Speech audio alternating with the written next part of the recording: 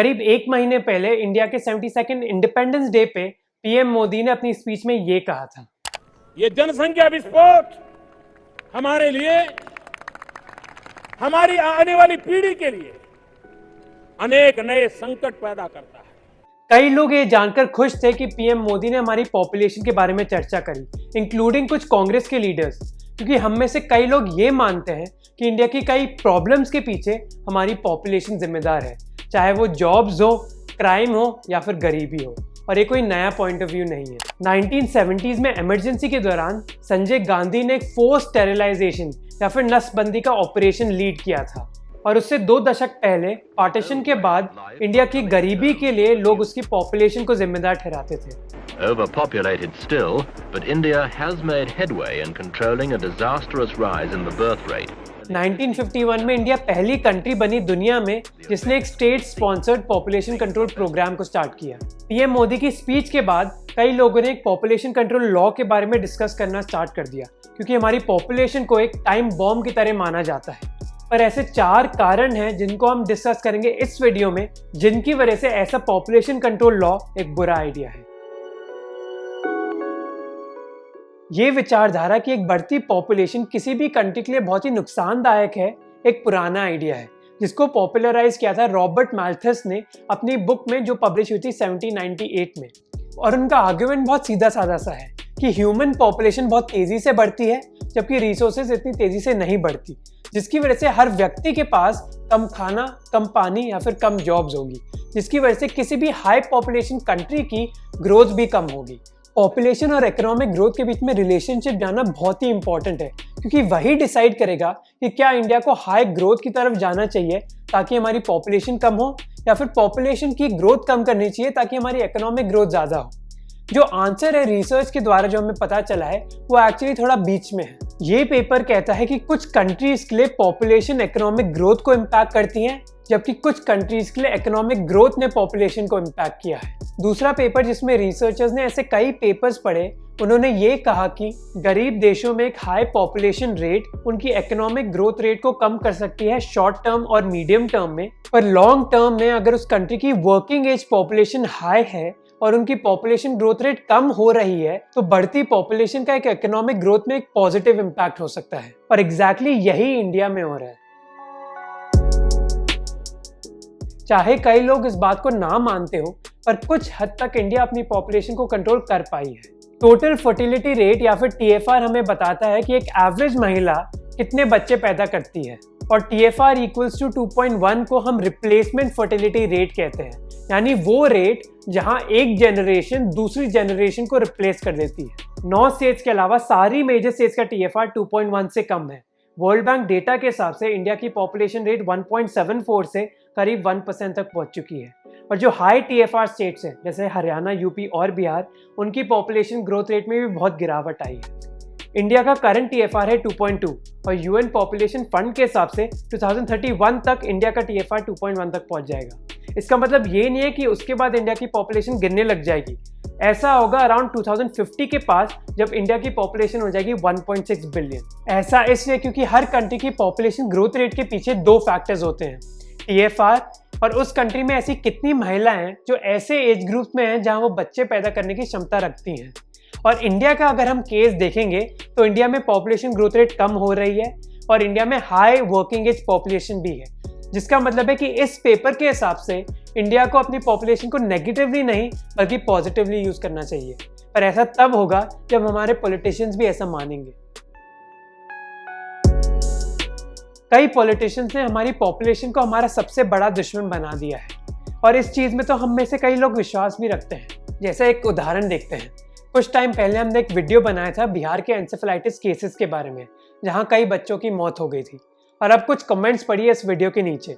ये लोग खुश थे कि कम से कम अब इंडिया की पॉपुलेशन तो कम हो जाएगी, पर इस चीज से हमारे पॉलिटिशियंस को एक बहाना मिल जाता है जिसकी वजह से वो अपने आप की बजाय हमारी पॉपुलेशन को दोष डालते हैं। इसीलिए जब हमारी गवर्नमेंट हमारी बेसिक नीड्स जैसे फूड, एजुकेशन, हेल्थ या फिर जॉब्स को कंप्लीट नहीं कर पाती, उनके लिए हमारी पॉपुलेशन को जिम्मेदार ठहराना बहुत ही ईजी हो जाता है।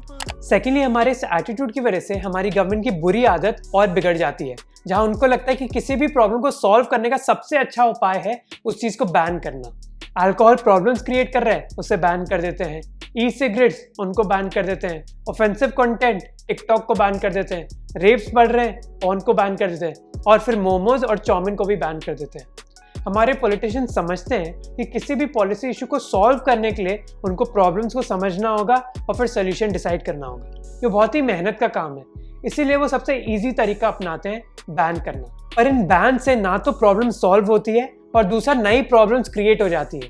जैसे बिहार के अल्कोहल बैन के बाद ये पता चला कि जो दूसरी स्टेट थी बिहार के आजू बाजू, उनके एक्साइज ड्यूटीज और बढ़ गई है, जिसका ये मतलब है कि लोग एक्चुअली स्मगल कर रहे हैं अल्कोहल दूसरी स्टेट से। इसीलिए जब क्लियर रिसर्च एविडेंस है कि महिलाओं की एजुकेशन बढ़ाने से या फिर कॉन्ट्रासेप्टिव्स की एक्सेस बढ़ाने से या फिर फैमिली प्रोग्राम्स में ज़्यादा इन्वेस्टमेंट करने से पॉपुलेशन अपने आप कम हो जाती है, तो उसके पीछे कोई बड़ी रैलीज या बड़ी स्पीच क्यों नहीं होती? क्योंकि वो बहुत मेहनत का काम होता है। इसीलिए एमपीज, एमएलएज और फिर स्पोक्स पर्सन पॉलिटिकल पार्टीज के एक पॉपुलेशन रेगुलेशन बिल के पीछे ही भागते रहते हैं। सोंग जियान एक मशहूर चाइनीज रॉकेट साइंटिस्ट थे। एक कॉन्फ्रेंस के दौरान वो कुछ विदेशी साइंटिस्ट से मिले थे जिनका ये मानना था कि अगर दुनिया की पॉपुलेशन को कंट्रोल नहीं किया गया तो दुनिया का सत्यानाश हो जाएगा। सोंग जियान ने उनकी टेक्निक्स अपनी मिसाइल गाइडेंस टेक्निक के साथ कंबाइन करी और ये एस्टिमेट किया कि चाइना की पॉपुलेशन को अगर कंट्रोल नहीं किया गया तो वो 400 करोड़ तक पहुंच जाएगी। उन्होंने ये कहा कि चाइना की आइडियल पॉपुलेशन है करीब 60 करोड़ और उसको अचीव करने के लिए उनको वन चाइल्ड पॉलिसी को अपनाना होगा। उन्होंने जब ये आइडियाज प्रेजेंट करे चाइनीज पॉलिसी मेकर्स को तो वो इतने डर गए थे इन मॉडल से कि उन्होंने तुरंत इस पॉलिसी को अपना लिया। पर अब हम ये कह सकते हैं कि उनकी कैलकुलेशंस बिल्कुल गलत थी और वन चाइल्ड पॉलिसी, जिसके कई सपोर्टर्स हैं इंडिया में, वो इतनी इफेक्टिव भी नहीं थी। चाइना ये क्लेम करता है कि इस पॉलिसी से उन्होंने अपनी पॉपुलेशन करीब 40 करोड़ तक कम करी है, पर रिसर्चर्स इस बात से सहमत नहीं है। वो कहते हैं कि चाइना की पॉपुलेशन रिडक्शन मोस्टली उनके इकोनॉमिक डिसीजन से हुई है, ना कि वन चाइल्ड पॉलिसी से। पर इस पॉलिसी ने नई प्रॉब्लम्स भी क्रिएट करी हैं चाइना में। इंडिया की तरह चाइना में भी लोग लड़कों को ही प्रेफरेंस देते हैं, जिसकी वजह से कई फैमिलीज ने सेक्स सिलेक्टिव अबॉर्शंस कराए, जिसकी वजह से जेंडर इम्बैलेंस हो गया अब चाइनीज सोसाइटी में।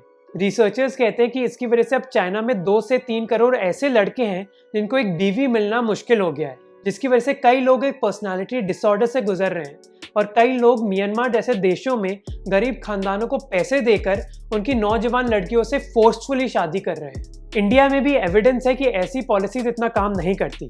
1992 में राजस्थान में 2 चाइल्ड पॉलिसी इंप्लीमेंट की गई थी, जहां वो व्यक्ति जिनके पास 2 से ज़्यादा बच्चे हैं उनको पंचायत या म्युनिसिपल इलेक्शंस में लड़ने नहीं दिया जाएगा। एक आईएएस ऑफिसर ने इस पॉलिसी के बारे में रिसर्च करी और ये पता लगाया कि इस पॉलिसी की वजह से सेक्स सिलेक्टिव और डेंजरस अबॉर्शंस बढ़े थे।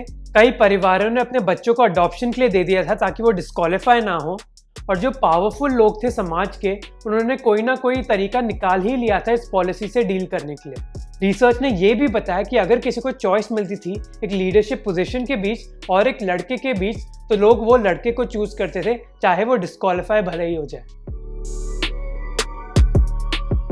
हमारी पॉपुलेशन एक और वजह से इतनी डिस्कस होती है, हिंदू मुस्लिम। कई हिंदू राइट विंग पॉलिटिशियंस और लीडर्स ने इसके बारे में बात करी है। इस बार गिरिराज सिंह ने बिना नाम लिए जनसंख्या के बहाने मुस्लिम समुदाय पर निशाना साधा है। ये मुस्लिम समुदाय का एक सोची समझी प्लानिंग है कि हिंदुस्तान पर कब्जा करना है। That the growth in the country's Muslim population was a threat.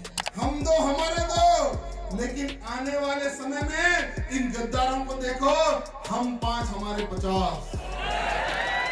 Last census के हिसाब से 80% लोग इंडिया में हिंदू हैं और 14% मुस्लिम, और ये नंबर हिंदूज के लिए कम हुए हैं और मुस्लिम्स के लिए बढ़े हैं।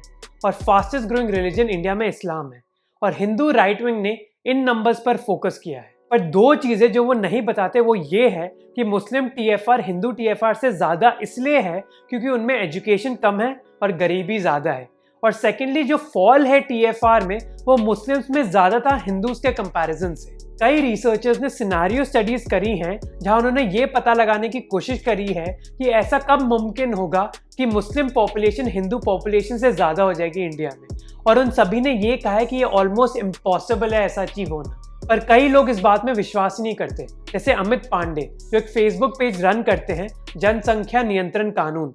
वो एक इंटरव्यू में कहते हैं कि ये जो गवर्नमेंट का डेटा है जो दिखा रहा है कि मुस्लिम पॉपुलेशन ग्रोथ रेट कम हो रही है वो बिल्कुल फेक है और वो उस पर विश्वास नहीं कर सकते।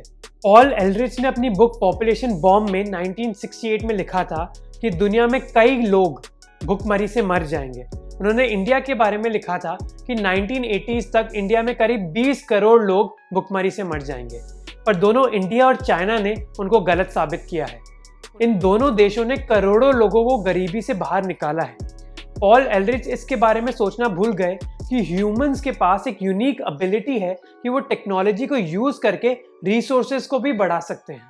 हाँ, ग्लोबल वार्मिंग और क्लाइमेट चेंज की वजह से हम ऐसी सिचुएशन में ज़रूर होंगे जिसका हम कभी सामना नहीं कर चुके हैं, पर नेचुरल डिजास्टर के अलावा ऐसी कोई सिचुएशन नहीं होगी जहाँ ह्यूमन पॉपुलेशन बहुत ज़्यादा कम हो जाए, चाहे वो एक पॉपुलेशन कंट्रोल लॉ भी हो। इसीलिए एक पॉपुलेशन कंट्रोल लॉ की बजाय, जिसकी इफेक्टिवनेस चाइना के एग्जाम्पल से बहुत ही डाउटफुल है, बेटर यह है कि इंडियन गवर्नमेंट उन चीज़ों पर ज़्यादा फोकस करे जो रिसर्च के द्वारा पूरी तरह इफेक्टिव प्रूव हो चुके हैं, जैसे महिलाओं की एजुकेशन, कॉन्ट्रासेप्टिव्स की एक्सेस और फैमिली हेल्थ प्रोग्राम्स में इन्वेस्टमेंट। और अगर इस गवर्नमेंट को एक पॉपुलेशन रेगुलेशन बिल लाना ही है जिसके हिसाब से वो लोग जिनके 2 से ज़्यादा बच्चे हैं उनको MP या MLA नहीं बनने दिया जाएगा, तो इस गवर्नमेंट को वो बिल लाना चाहिए और उनको स्टार्ट लेकिन अपने पार्टी मेंबर्स को बैन करने से करना चाहिए।